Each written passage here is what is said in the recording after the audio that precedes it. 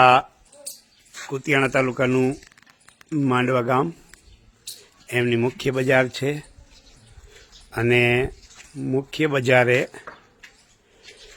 માંડવા ગામ છે આખે 3000ની વસ્તી ધરાવતું ગામ છે અને મુખ્ય બજારે આ શ્રી હરિસિદ્ધિ માતાજીનું મંદિર આવેલું છે અને આ મંદિરની એકદમ બગલમાં આશરે 250 વર્ષ જૂનું પુરાણું આ પીપળાનું વૃક્ષ હતું જે ખૂબ જ એક સાઈડ નમી જવાથી આ પીપળાનું વૃક્ષ છે આ ગમે ત્યારે આ પુરાણી મંદિર દેરીને નુકસાન કરે એવું હતું. તેવી જ આ માંડવાની સિદ્ધિ બજાર કે જ્યાં ઇલેક્ટ્રિકરણને પણ આ વૃક્ષ એની સાથે ગૂંથાયેલું હતું એટલે આ વૃક્ષને આશરે 15 દિવસ પહેલાં ગામના જ કર્મચારીઓ તેમજ આગેવાનો દ્વારા આ પીપળાના વૃક્ષને ઉપરથી જે ઉતારી પાડી દીધેલું છે અને એમાં એક આજે છેલ્લા 15 દિવસથી આ એક ઘટના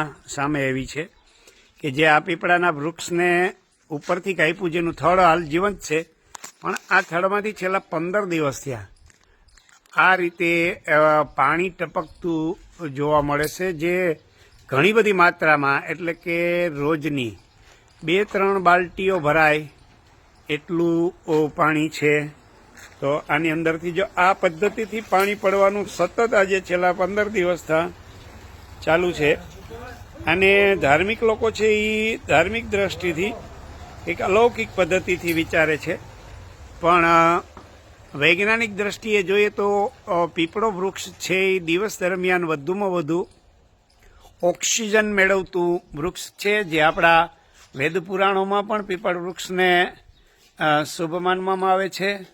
એવા જ આજની આ ઘટનાને હું આપણી સમક્ષ એક ખાલી હિન્દુ લાગણીથી મૂકું છું. આમાં કોઈ પણ ભ્રમિત કરવાનો કે કોઈ વિષય જ નથી. ઓક્સિજન ખૂબ પ્રમાણમાં મેળવતું વૃક્ષ હોવાથી આ પીપળાનું વૃક્ષ છે એની અંદરથી સતત છેલ્લા 15 દિવસથી પાણી એક સાથે પડી રહ્યું છે જે ખૂબ જ ઘટના કહેવાય. આમાં ઘણા બધા બુજુર્ગોને આપણે પૂછ્યું તો જો આ રીતે પાણી ટપકવાનું સતત ચાલુ જ છે આપણે એવી ઘણી ઘટનાઓ જોઈ છે કે જે શિવલિંગ ઉપર સતત ટપકતું પાણી હોય તો આ પણ એક એવી જ ઘટના છે કે કુદરતી રીતે અત્યારે નથી કોઈ ચોમાસું આજે તારીખ 28/2/2026ના બપોરના મારા ખ્યાલથી લગભગ 12:30 વાગ્યા છે એટલે કોઈ વરસાદી વાતાવરણ નથી પણ આ એક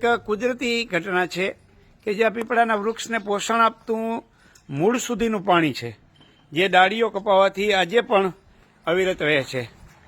ખૂબ જ આ ઘટનાને એક શ્રદ્ધાથી ધાર્મિક લાગણીથી અને ગામના જ વડીલ એવા બુજુર્ગોને પૂછવામાં આવ્યું તો આ કેટલા વર્ષ જૂનું ઝાડ છે? 200 વર્ષ જેટલું. ગામના જે વયોવૃદ્ધ નાગરિકો છે એમને પૂછવામાં આવ્યું તો એમના દ્વારા કે 200 વર્ષ ઉપરથી પણ આ વૃક્ષ છે પણ નમી જવાના કારણે. અને મિત્રો ધાર્મિક દ્રષ્ટિથી આ પાણીને ચરણામૃત તરીકે પણ લોકો પીવે છે અને ખૂબ જ મીઠું જેને કહેવાય એકદમ પ્રસાદ સ્વરૂપે હોય એવું પાણી આ ગામના લોકો છે એ અને પ્રસાદ સ્વરૂપે શરણામૃત સ્વરૂપે માં જગદંબાની કે કૃપા કરો કે આ રીતે ચાખે છે. એટલે બાળકો વયોવૃદ્ધ નાગરિકો બધા જ આ છેલ્લા 15 દિવસથી આ 3 બાલટી ભરાય એટલું પાણી અવિરત આ ઝાડની અંદરથી આવે છે. કોઈ આ વિડીયોને કોઈ ધાર્મિક પ્રચાર કે કોઈ શું કહેવાય કોઈ ગ્રંથિને લઈને મૂકવામાં નથી આવતો પણ એક હકીકતની ઘટના સ્વરૂપે હું આપની સમક્ષ રજૂ કરું છું. માંડવા ગામે જગમાલભાઈ વરુ, માજી સરપંચ, હાલ જિલ્લા પંચાયત. ખૂબ ખૂબ આભાર મિત્રો. આ વિષયમાં મારે બોટની વિશેના તજજ્ઞોને પણ આ વિશે માહિતી લેવાની છે જે ખૂબ જ અલૌકિક કહેવાય એવી છેલ્લા 15 દિવસથી આ પાણી ઝરવાની ઘટના છે.